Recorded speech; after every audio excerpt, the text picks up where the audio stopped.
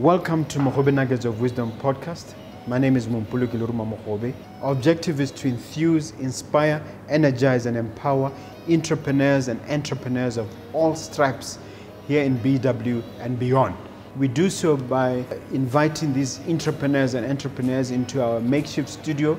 Sometimes we call them to the restaurant, sometimes we go to our studio, and we ask them to share their experiential knowledge, their experiences and their expertise. And we ask them as many questions as we can, aimed at empowering you also as a viewer.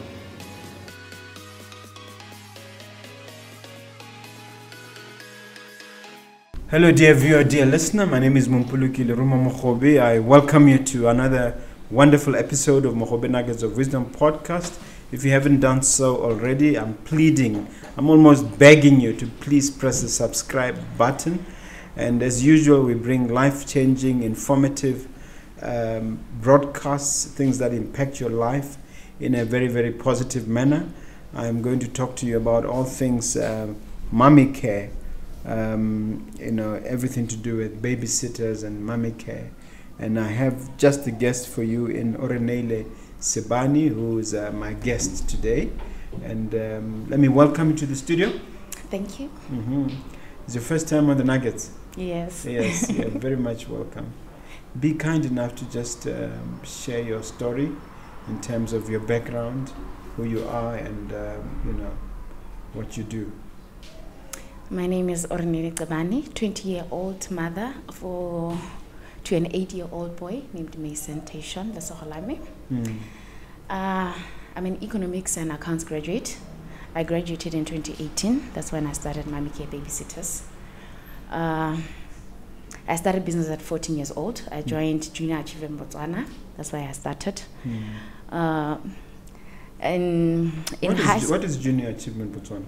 Junior Achievement Botswana. It's a club in high school where the club members do business, basically. We meet, we form groups, and then these groups are our staff members, and we are the business. We each make sure to, there's a manager, we choose, this one is the CEO, this is the finance manager, this is the marketing manager, this is the something manager. Form a company basically within us. Then we sit down and come up with an idea for a product or service. Then we go out and sell it while in school to teachers. What inspired you at age 14 to get into business? My father is an entrepreneur. I've watched him from birth. What does he do? Do businesses. So right now, he has a company that is doing well, Esteem Security Services. But as I grew up, he had plenty of businesses. He had farms, poultry. He had sort of a CTM company that went bankrupt. I don't know how. So I grew up observing and watching, just loving the whole thing. I just knew that that's what I want to do. Someday when I grow up. So yeah, I joined Junior Achievement Botswana. Then I just chose, I want to be the CEO. This is my finance marketing. We went for regionals, nationals, and took that position. We just came up with an ornamental instrument thingy. It had a mirror and music, sort of something you can do makeup at a dressing table with. Then we just sold, I think 12 at our age. I think that was nice. From then I just knew. Academics, you said you went to university and did what? Economics and accounts. Yes, it was not an easy choice. Even though I got 44 points, it was still a hard choice because I don't know, it was still a very difficult choice. So some of those things I have really chosen the path I'm at right now. Let's talk about MummyCare Babysitters. What is it? Is it a company or is it a sole proprietorship? It's a company, PTY Ltd. Yes. Tell us about it. So MummyCare Babysitters is a 24/7 babysitter on-call company. What we mean by that is that we bring our services to your home. We come to you and we are available 24/7. That means you can call us any time of the day or night. Even if you have an emergency at 3 a.m., you need to go to the hospital because someone is in an accident, you call MummyCare 24/7. Basically, yes. So we also offer babysitters. That's babysitting is strictly childcare. And then nannies is both childcare and housework. And then house helpers, strictly cleaning, housekeeping in the home or in the office. And then our services extend: old age care, postnatal and antenatal care are still on hold, but even palliative care and other home-based care services will be on roll. Then we have on contract or freelance, basically, because we want to offer all around home-based reliable services. So we have security officers, because my father has that business. Yes, we also have landscapers within our business, and any other miscellaneous for plumbing, electrician. You just call us that, so that we offer that reliable service. And we are doing so that we also help the people who are just trying to hustle out there. Everybody else has reliable employment with the proper credentials, the pay slips, the everything. Yeah, I was going to actually ask you what inspired the business. What is the need that you saw that triggered you to start the business? Yes, so the need for the business came when I had my baby 8 years ago. So I just realized there's a need for reliable childcare services, professional, reliable childcare services. Because even for my nanny, I was not getting that. So I wasn't impressed. And at my age, as a young mother, I knew I was going to want to go out and do my thing. So I'd need a babysitter who's reliable, flexible, on call anytime, who knows how to engage a child, is interested in engaging a child and helping them grow, not just at school. It has to start from the home too. Most teenage mothers would send their kids to the grandmother. Were you not tempted to do that? Or my son stays with my grandma. Oh, still stays with Yes, grandma? because I'm young. It's not like they're doing it on purpose. All our employees, their children stay with their grandmas. Because we are working, we are trying to make money so that we also can afford to raise our children with them here with us. They can't even do their job because they also have to babysit their children. Yes. Now, you turned this passion into a reality. How did you go about doing it, and how challenging was it? So the need came 8 years ago when I had my son. So I thought about it. And sat on the thought. I kept thinking about it and thought about it. One day I thought, I think about this a lot. Why don't I do some research? I did my research. I have years of research, not doing the business, just researching. One day I just decided, okay, let me just get on the internet. And lo and behold, the business exists in America. So this is a proven concept. It exists, it can work. So after I finished school, I decided I'm going through with this. Yes, this is what I'm doing. Employment will find me. So yeah. And what were the challenges initially? Okay, I started by babysitting myself. I started with babysitting, and then after a while, I just knew that's not where I'm supposed to be, because I cannot offer what I have to offer by me alone, just babysitting. There has to be more girls babysitting, not just me. So, of course, every day is challenging. There's always something when you do business. There's literally always something. But every day I just find a way. I keep finding a way. I was my team was telling me that you have a strong presence online. How's your approach to marketing, and why are you so strong online? I don't know what to say, but all I can say is that I just make sure every day I wake up I do something for my business, so that my business grows, so that my business is seen. I just have to make sure whatever I do every day when I wake up, there is something I do that will benefit my business. So since my business is a service, it needs a lot of marketing. That one is a fact. So I have to market each and every day without failure. I plan my things, everything I plan. So I have a posting schedule, I do it. I do it myself. I do everything myself. If I involve somebody, I know what they're doing, and I make sure it finishes with me. Yes. And then in terms of my personal presence and branding, I'm very clear about my branding. I post what I stand for. I'm also vocal on social media. Yeah. Yes. I notice you make a point to distinguish between maid agency versus MummyCare. Yes. What is the real difference? Is it not the same thing? Okay, so we get this a lot. When somebody is applying for a job, they start by saying, how much do I pay to your agency or something? And how do I say it? I'm tired of that. I don't want it to keep happening because I want them to understand what we do. We hire people. We are a company. I don't know if people understand the benefits of being an employee, but we hire people. An agency has somebody they know on their database that this one wants a job, and then that person is placed with a family, and the agency is paid a fee, and then that person also pays a fee to the agency. That relationship is therefore done from that point. However, we continue our relationship saying that you are now our employee and we would like to continue this relationship by offering you employee benefits and making sure that your passion is kept and your career will develop by doing this and this and that as an employee would do. Okay, and so far, how many employees have you got on call? Employees or people available to be deployed? No, we have a database. Right now we are working on a website. Actually, when somebody is calling right now, they talk to us and then we place for them. But right now we are developing our website so that they can just get to the website and then see the profile there and then pay for the nanny or babysitter through the profile. And then we can follow up after everything is done through the website. So we are trying to fasten our placement time.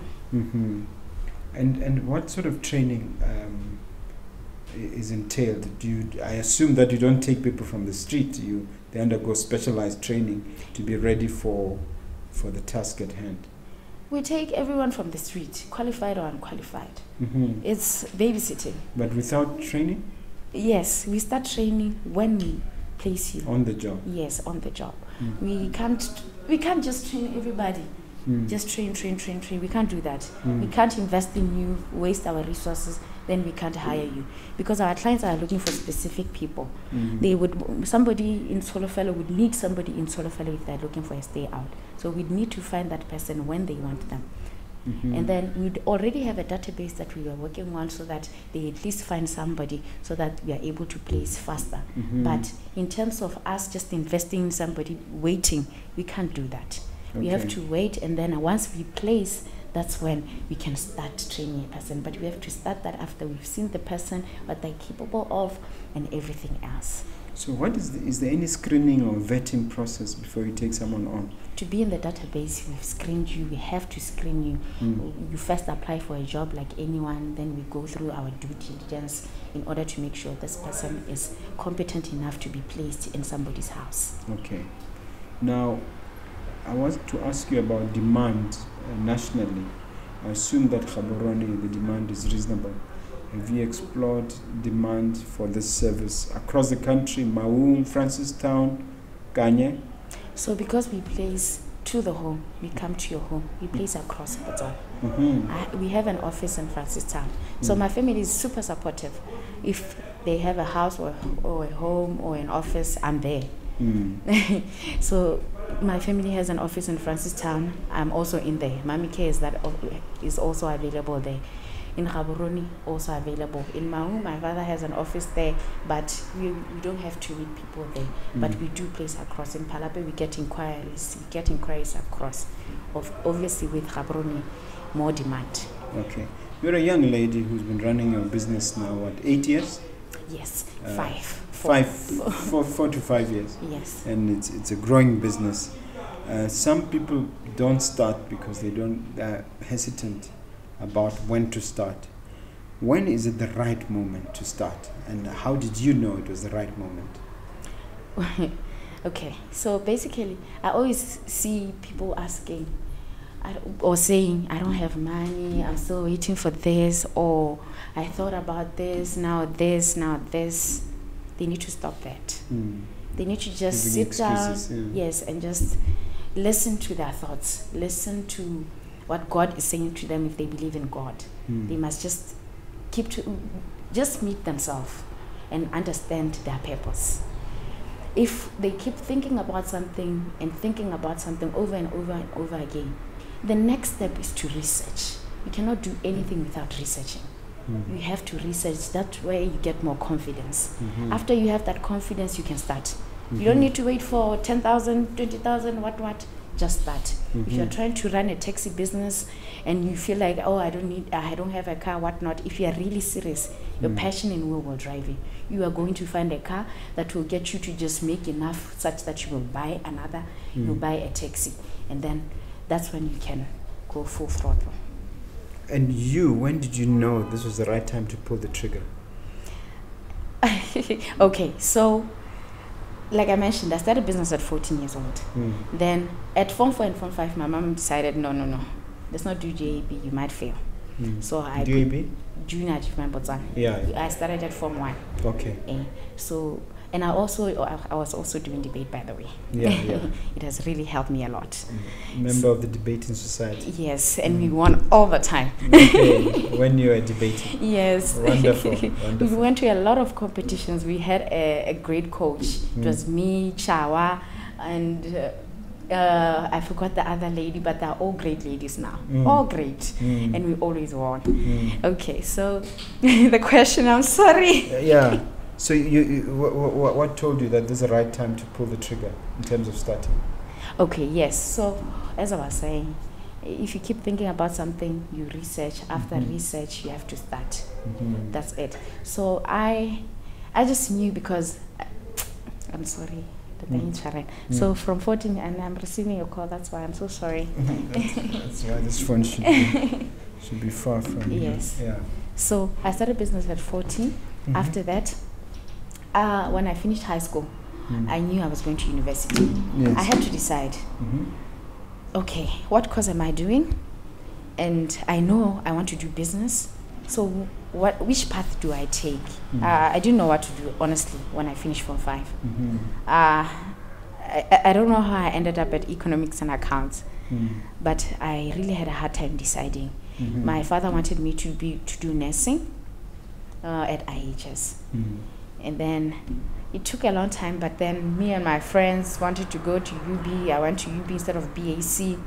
And then I decided on on a social science because I qualified and did economics and accounts. Then as soon as I got my accommodation at the university and my first allowance, I remember it was about 4.5. Everybody went out, they bought clothes, everything. I took 1.5, I bought lots and lots and lots of food. And that 4,000, I kept it. I didn't even buy clothes. I kept it, and that's when I thought, what can I do? So my Mama Lome invited me to go to South Africa to sell clothes. I started with that. We used to cross the border a lot and come back. I sell clothes, shoes, everything, literally anything. And then after that, I took that money and I started borrowing people money at 30% rate. Were you a matronis? Yeah. For micro-lender. Yes, for a year or two. And then took that money and then did so many things. I was also studying Chinese, went to China with some of my savings. When did you go to China? I went to China twice. I was studying Chinese language at the university. Oh, you speak fluent Chinese now? No, I don't. It's a language. Yeah, so I have to keep learning it and I don't. But you're able to speak functional Chinese? Yes, I can be able to understand some basic words. But otherwise, I can't.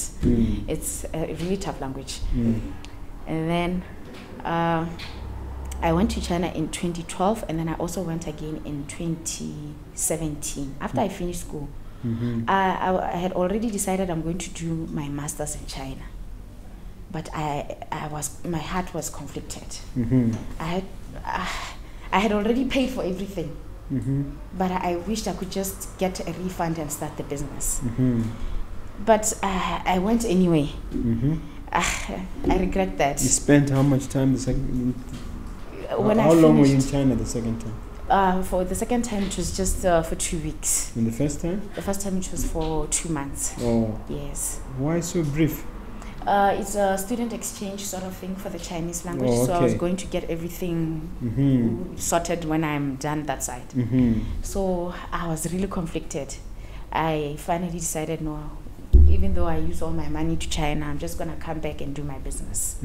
So yeah, I couldn't just let it go. I couldn't. They didn't reimburse you? No, again I went. Yeah. I So enjoyed myself. Yeah. Yes. Okay. So if I had said no, just leave it, then at least maybe I took the refund and they kept whatever for the flight. That could have really helped me. Maybe So you I'd be came further. back and started the business? Yes, I came back. I decided, let me just start, because I couldn't let it go. I just couldn't. Okay. How did you manage? Was funding an issue? I mean, funding. Oh, okay. I'm an economist. Everything I've done is from birth until I finish school. I do it on a budget, because I grew up with a mother, if I went to the shops and to me, Yeah. Yes. So anything I do, I just have to figure it out first. How can I do this cheaply?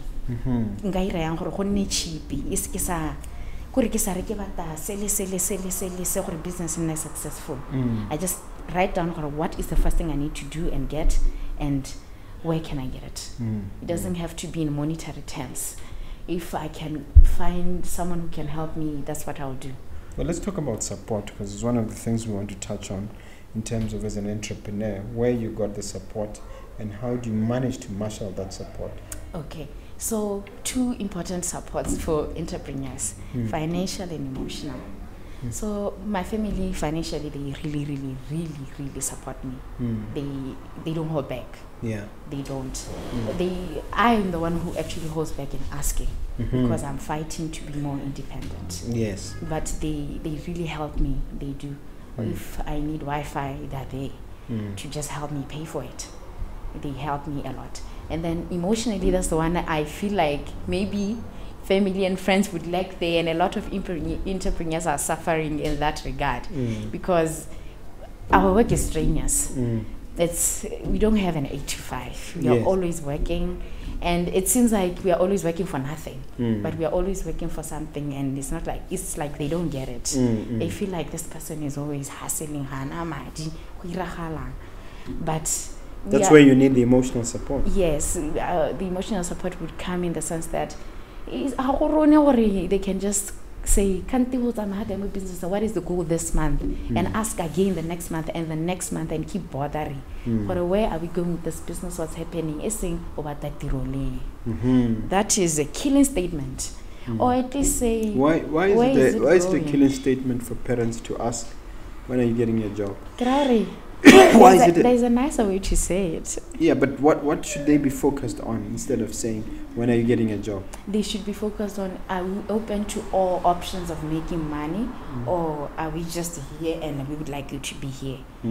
They should keep an open mind. Like, can we get a sense of trust that we are going somewhere? We are literally alone.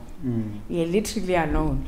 And a little bit of trust and hope from them can help us on our bad days. How did you answer that question? The question of when are you getting a job? How did you answer your They always say it, I just keep quiet.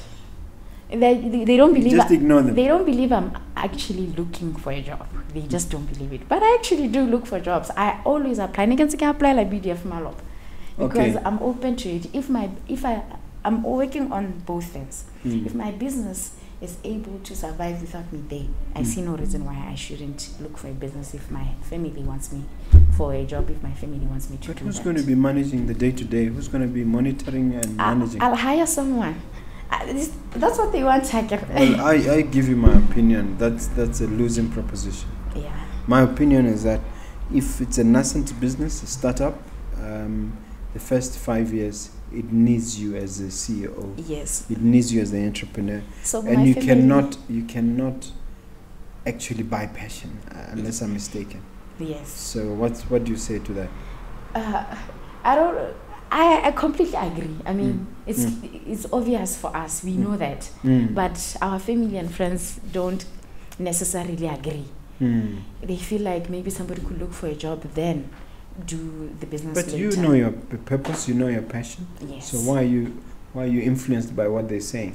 I just keep quiet and continue with my mission and go. Okay. But I just hope and wish they would understand and be able to, like, I mean, they do give their all in terms of finances. Let's say maybe now I couldn't pay for something. Now they paid because they want to help me. But before that, it would help to just ask, what do you need? What is happening? Before somebody gets in trouble. Because entrepreneurs do get in trouble. But if you look at even the most successful businesses, I'll give you an example of Jeff Bezos. He started with the parents' support, and then it moved on to an IPO where he was getting the public support financially. And he kept diluting his share until, I think the last I checked, it was around 14%. So you should feel no shame in looking for money, but staying with your business. Because the most important thing that your business needs, if I give you free advice, is you. Yes, I completely agree. You agree, okay. Yes. Now let's talk about the vision for MummyCare. What is the actual vision? What is the game plan? Okay, so I don't know where to start. Should I start with Just feel free. explaining my aspirations? Whatever comes to mind. Okay, so basically, I wouldn't say my journey to where I am now with MummyCare. I wouldn't say I remember so much pain and struggle and whatnot, because I enjoyed it so much. Yes. But I wouldn't wish another entrepreneur to struggle as I had. I would wish... Isn't the struggle part of the school fees? It is, but I'd wish the struggle with a platform that could help an entrepreneur. So as an economist, I can't help but think of ideas that can help other people. For example, MummyCare is not just about babysitting and childcare and engaging children with their child development. We bring our service to the home. So that means that we can place across Botswana. It's also about capacity. So we can place both qualified and unqualified. And if we are looking, let's say for example, we are placing around Tlokweni. If we have a high demand in Tlokweni and we have 20 people already in Tlokweni, in the vicinity, who are ready to be on call and off all the time, then we have a platform that helps 20 people get a job day in, day out, without struggling, without them going there. We are also saying, if we have 100 early childhood educators in the database, we can have 100 customers, call them day in, day out. We are saying, if we have 100 dancers across Botswana, we can have 100 dancers teach 100 children day in, day out. Because we have MummyCare programs. If we have farmers and gardeners, so many programs, 100 of those placed across. So it's not just that. I also myself have proposals to the council that could help entrepreneurs on a database that helps them do business simpler and easier, market their businesses, so many things. A proposal to Brand Botswana that I have, that I'm about to go there and do, where all businesses have a platform where they can shine as they pay their projects and everything else. Yes, so basically I'm an economist who aspires to help entrepreneurs in a large way, not just one entrepreneur at a time. So will this require technology for it to work? And digital. If so, what is the plan technology-wise? For example, obviously MummyCare has a website. It could also improve into an app. And in terms of other proposals to the government, council, Botswana, BITC, other apps that I already know young Botswana who can develop, and I'm willing to offer these services myself for free. I'm just going to do them until they see, okay, this is what the plan is. Then they're like, okay, let's do this. Okay. It sounds very ambitious, and does this mean that you're going to involve? You talked of an app. You talked about software developers. How far are you in that regard? I'm thinking about software developers. I meet so many people, so many entrepreneurs on a daily. So many entrepreneurs. So recently, during the Next Step competition, I met a young lady, as if it was fate, called Oreneile. She has an app called Maid. It just explains what all businesses do. So as everything I do, I just relate it to God. I just know God is just showing me where to go, what to do. So since I was already planning a proposal to be ITC, and I met her with something that she already has, I saw it as fate. But to answer your question, as I was answering your question for Halim, then I brought another point. Yes. So MummyCare is, right now, we are trying to help as much people with the vision and mission that we are bringing our services to the home. I want no confusion there by bringing the service to us. I want it to be clear first that we are bringing the service to the people and actually take it to the people. And when it's all said and done, now we can start with other things. If it's a MummyCare Institute for training our helpers and nannies, if it's a high school, if it's a university, because eventually I want to have a university.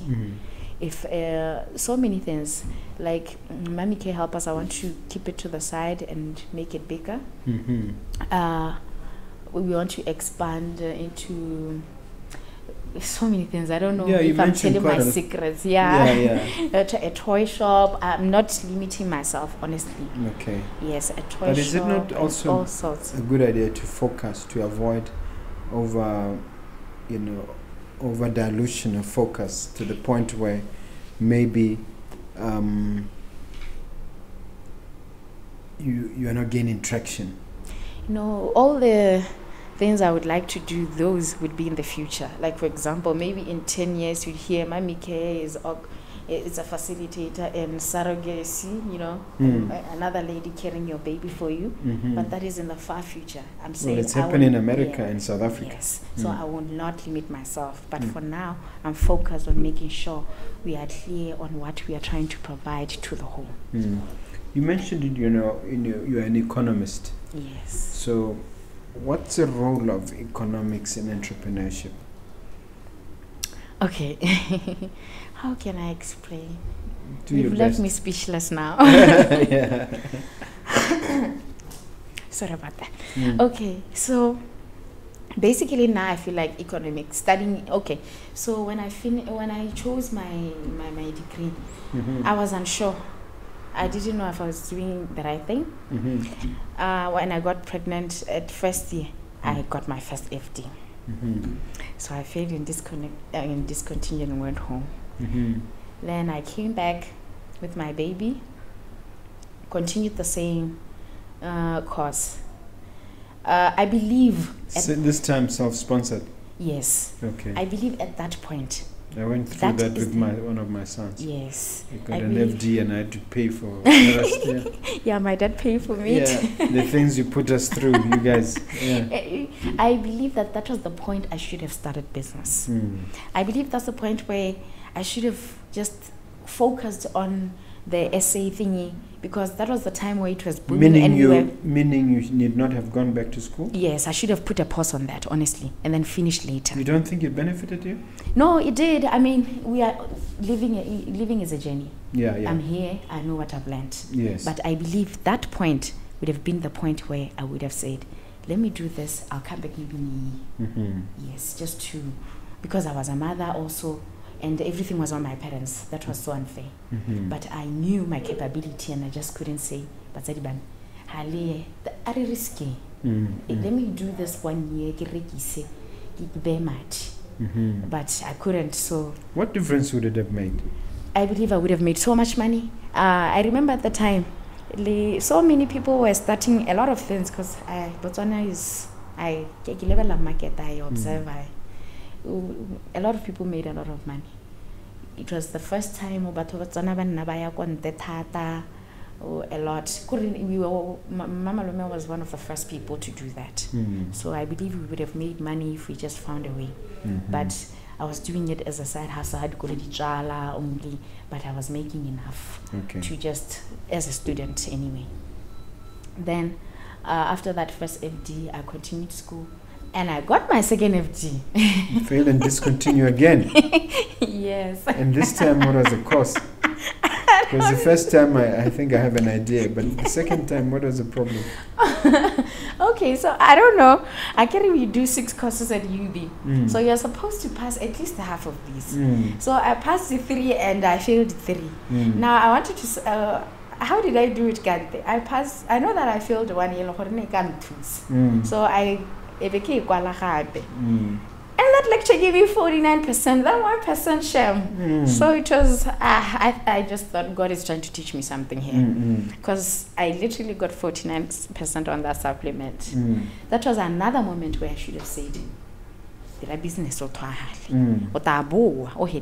I was literally left with 1 semester at that time." But I waited and finished school. It's fine. Maybe God was teaching me patience then. Yeah. When I finished school, then I started business. No, the role of economics in entrepreneurship. So I believe as an entrepreneur, economics into go tlhaloganya dilo tse dintsi ka business. Ke bua ka Setswana, ke re ke bua le Motswana yana, ke batla tlhaloganya.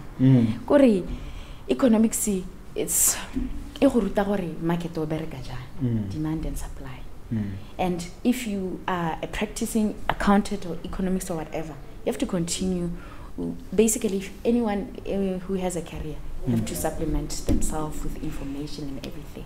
So economics in Sokodisa Tata go skolo. I did some courses 3 times. That's stuck in my head now. Yeah. So I didn't even want to remember all the things I remember. But you remember them anyway. Yes, but every time I do something, the economics in me says, "Yay, that thing you were reading 3 times." Yeah. Okay. You say that you're also a community builder. Yes. You're not just focused on business.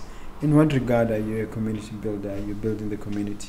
That's the idea I was talking about, like with the council and BITC.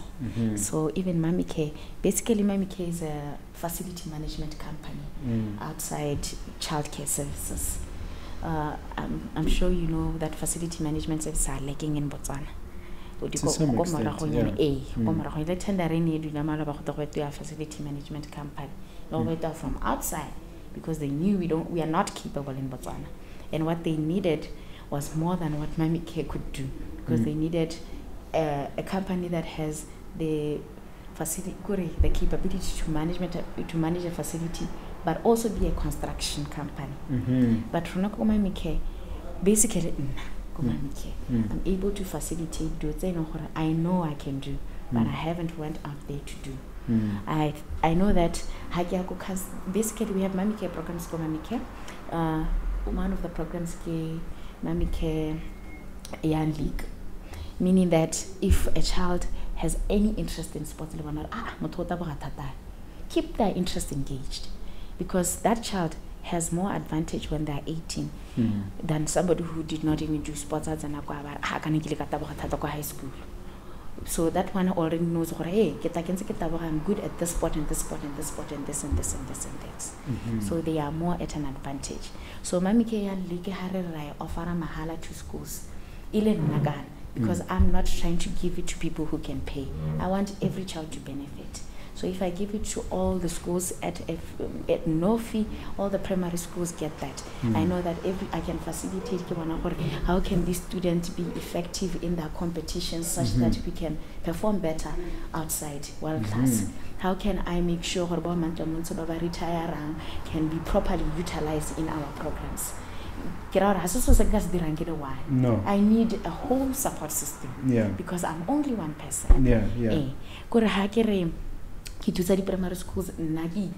But so far, have you actually done?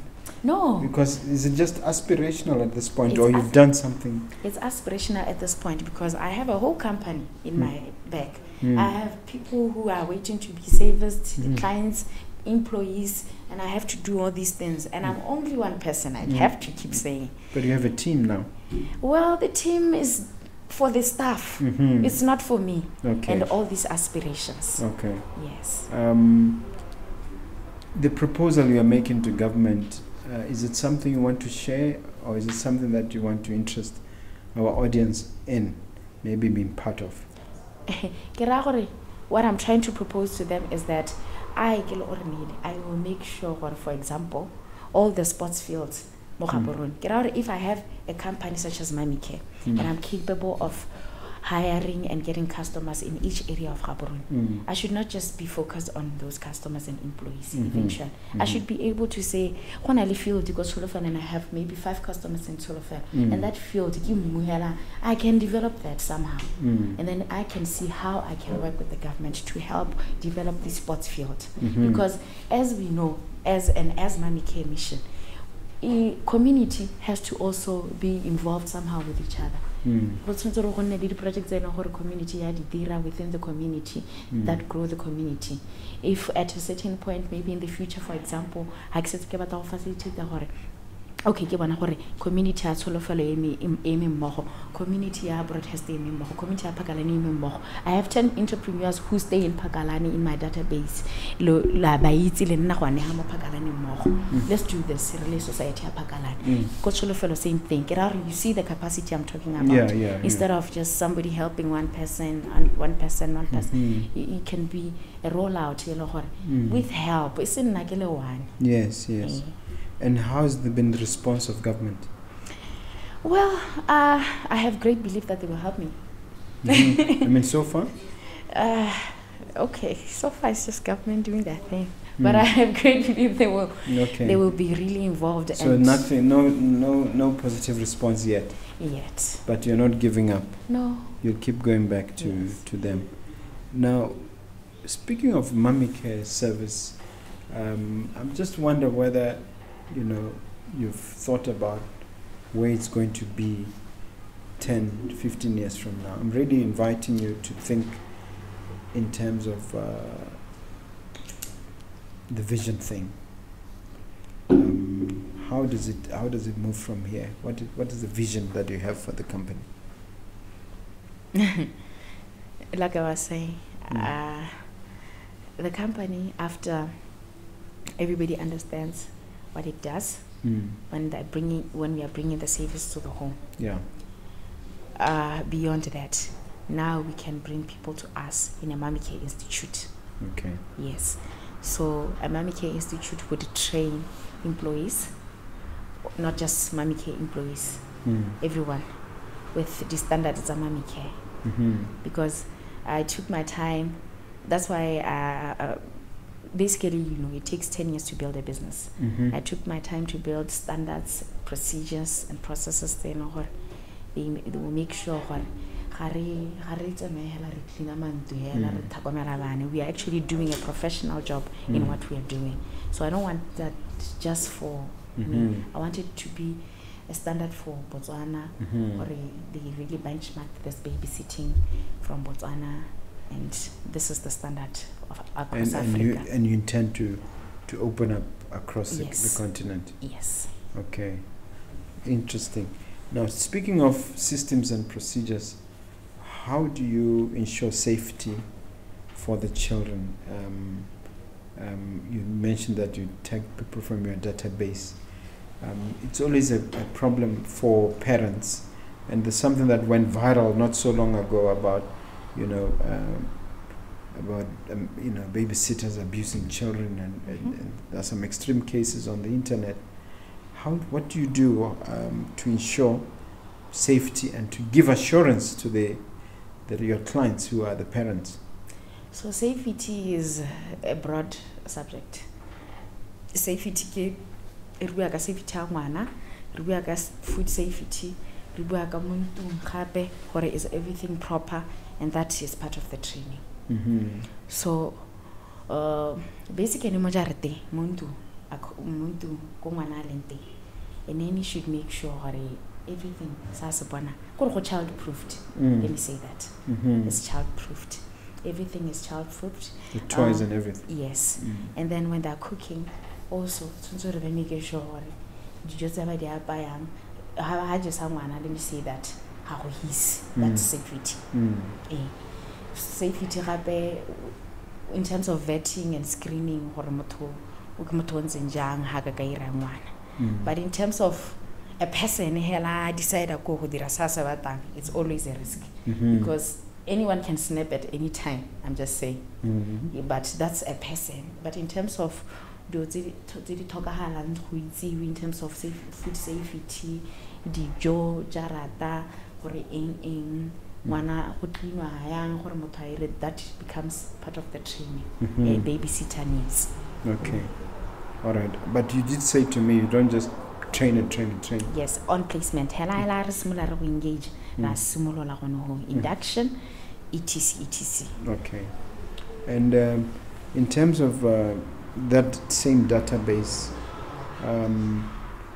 have you had any setbacks, any significant problems and setbacks from people that you've put on that database? I mean, are there any pain points? I want to get the question proper. No, I just want to know, the people in your database, have they disappointed you? When you're dealing with people, you get disappointed all the time, every day. People will be people. Honestly speaking, I wish business time make a product here. You can vet somebody that's so perfect, do everything by the book. That person does something out of the blue.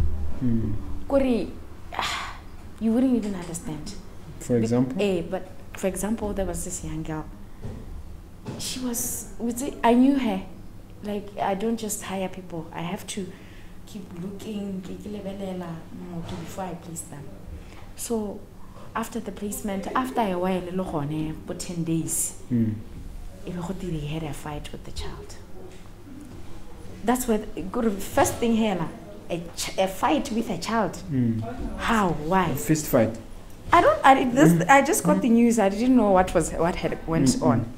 And a photo that there was a trouser that was So when I got to the bottom of it, the client was saying when they got home at night, they found the trouser like that. But before that, apparently there was a fight with the babysitter. But babysitter chaser ka for. So na chaisitse. Maybe one have an annuity. Ali no sakitse. Akitse re be gota go tsanang to ha kae, but the client expected gore neni a chaisitse a ba khona bona sele because wona mojarate even though she was not on duty. She was in her quarters, isn't it? Yes. So I don't know. How did you resolve it? If a client is upset, they cut the service and lose an employee. That's it. It's straightforward. You never went to try and mediate and arbitrate over the issue? If there's room to mediate, yes. If there's no room to mediate, there's no room to mediate. Imagine somebody has asked you for service for 1 month. Usually a service like this, where it involves people and actually doing a lot of things, you'd need to give it 3 months, not just the results. But if a client has serviced you for a month, you need somebody who can do an impeccable job. So if I give all my trust to somebody and they disappoint me and the client is gone, the client is gone. I just have to lose the employee. And how rare is something like that to happen? Is it common or it's very rare? The procedures that have put in place help. Because when you start a business, as you know, you start it, then you see those things happen. Then you know, next time for this not to happen, this has to be in place and this has to be done without failure. Okay. So we cannot have the same problem twice, but we can have different issues every day. Is this industry regulated in the sense of it being licensed or having a regulatory government entity which watches over it, or is it unregulated? So when I first entered the market, nobody understood, nobody knew, nobody. But me being me, I knew I'd find a way. I just knew I just have to go to all places that are related to business in Botswana. And I went and asked. I didn't say, hi, Mama, or hi, Oreneile, how did you make MummyCare? I didn't do that. I went to all places, SIPA, Council, Ministry of Labor, everywhere, and asked. Leia, everyone. I asked, what do I need to do this? And then I found the information, I did it, and we are here. Okay. Which the is to council say, doesn't regulate it. I get all businesses in Botswana except some are regulated by the council. yeah. So the council doesn't regulate this one. Another ministry does. Ministry of. I won't tell. Okay. Yeah. They have to do that research. Yeah. Okay. Okay. All right. And you are given a license for what? For a period. Yeah, you have to renew it yearly. Is it the same entity? Is it similar like having a daycare facility? By that I mean a kindergarten or that kind of thing, preschool. Yeah, it's similar in how we deliver our service because basically in daycare, when a child comes, they're offered breakfast, they do their free play, there's activities in the curriculum, we know the curriculum, we have a schedule for our children, that's what we do. Yes, but in terms of the regulation, it can't be the same because we are taking our service to the home. They cannot go to people's houses and check. Okay. Yes. All right.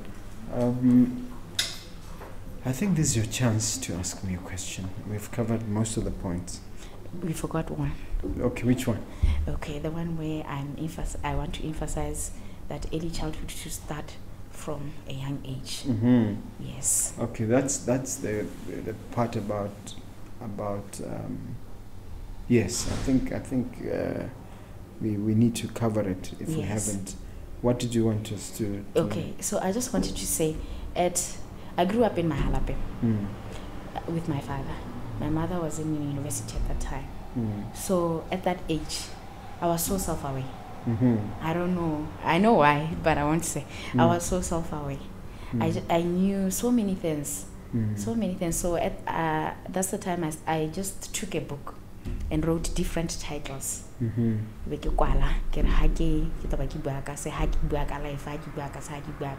Just a hard come.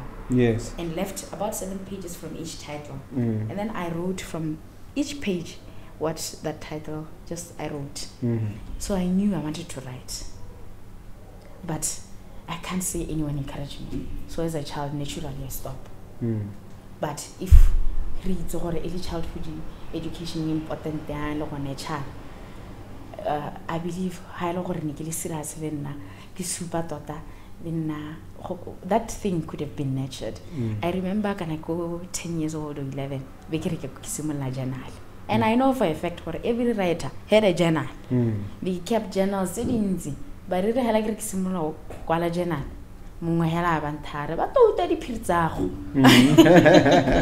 then I stopped because she didn't just say that. So I stopped. But if we can respect people's privacy, so you realize now, looking back, that yes, you shouldn't have listened to that. I should have continued writing. I believe I could have been a writer now. But it's never too late to start. I don't think what I'm doing now can feel writing because it needs time also. Are there any lessons you want to share arising from your having a child during your teens? Is there anything you want to share that either in a positive way or in a negative way? Yeah, so I remember after I had my baby and then my mama was helping me come back to school. I had two thoughts.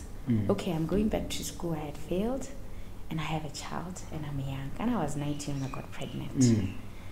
So at 20, every day, I know that I want to do business at the same time. So every time I look at the movie, mothers are always overwhelmed, very overwhelmed. There's always something that just draws their dreams back or something. The sacrifice for the children, sometimes. Yes. So I just decided, I am young, I am capable. You just have to keep telling yourself, affirming these things. Spend time with yourself. These things help you. It helped that Mason was not nurses and eating alo. Your child. Because I was a student, we saw NASA keep her up, it really helped. So maybe someone is not lucky enough, they need a nanny and all that. Now I'm an artist, I took over. But sometimes you need help 3 times a week. Take time to yourself and reflect. I don't know what more I can give them, except you need to spend time with yourself, reflect, be aware. Okay. All right. You can hit me with a question if you have one. I do, but okay. So you have, how do I say it? When did you start? This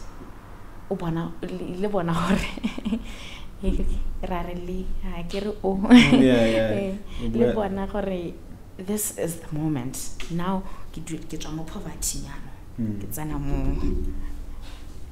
I don't know if there's one single moment, but I had a father who was very tight with money and never wanted to give me anything. I remember you say no to just about everything, because that's my impression then. And I remember resolving in my heart that I'm not going to be dependent on anybody. I'm going to be financially independent. And when I started working professionally, I literally set money aside in an aggressive manner because I didn't want poverty.